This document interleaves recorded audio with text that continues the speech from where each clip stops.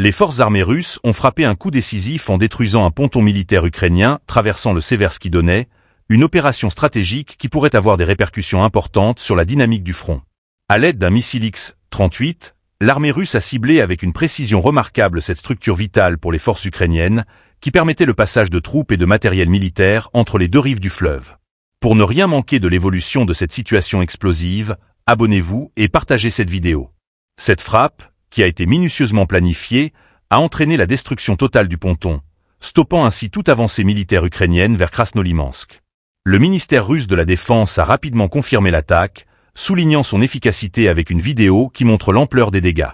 Le missile X-38, un projectile de haute précision, a fait sa cible avec une exactitude redoutable, mettant en lumière les capacités techniques avancées des forces russes. Ce type de missile, conçu pour détruire des infrastructures stratégiques, démontre une nouvelle fois la sophistication de l'arsenal militaire russe. L'incident s'inscrit dans une série d'attaques ciblées qui marque une intensification des affrontements dans la région de Krasnolimansk. La même journée, le chef du centre de presse du groupe Ouest, Ivan Bigma, a révélé que les unités de fusiliers motorisés russes, soutenues par l'artillerie, des lance-flammes lourds et l'aviation, avaient frappé des positions ukrainiennes à proximité des villages de Torskoye et Terny. Ces attaques ont conduit à un renversement de la situation sur la ligne de front, avec des progrès notables pour les forces russes dans ce secteur stratégique du Donbass.